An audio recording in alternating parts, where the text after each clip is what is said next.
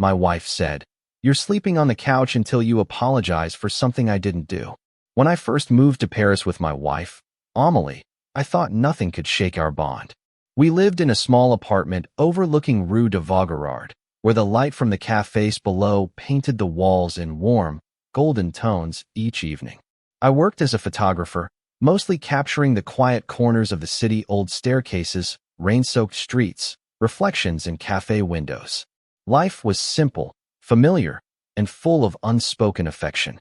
Until the night she sent me to the couch. It began with something I didn't do, or at least, something I didn't realize I was being accused of. One moment, she was quiet, distant. The next, I was told I would be sleeping in the living room until I apologized. But for what?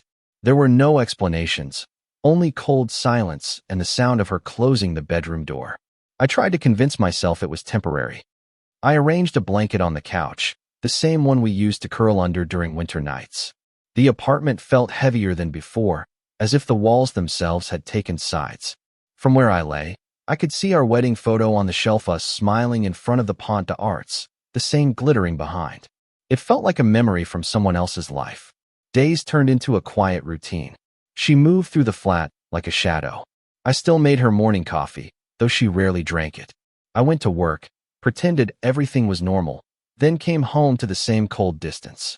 At night, I'd lie awake listening to the faint hum of the city outside, wondering what truth I had missed.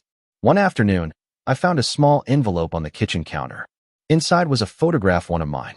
It showed me at a gallery opening, standing beside a woman I barely remembered. The image had been cut from a magazine article about local artists. Someone had circled our faces in red ink. That night, I stayed on the couch again. But instead of trying to sleep, I opened my old hard drives, searching through every photo from that event. The woman was a journalist, someone who had interviewed me briefly. Nothing more. Still, I understood how it must have looked, the angle, the smile, the closeness. By morning, Amelie was gone. She hadn't left a note. The apartment was quiet except for the ticking of the clock above the stove. I stood by the window, watching the first lights spill across the rooftops of Paris, and realized how fragile truth can be when silence replaces trust. That couch remained where it was, but I couldn't look at it the same way again.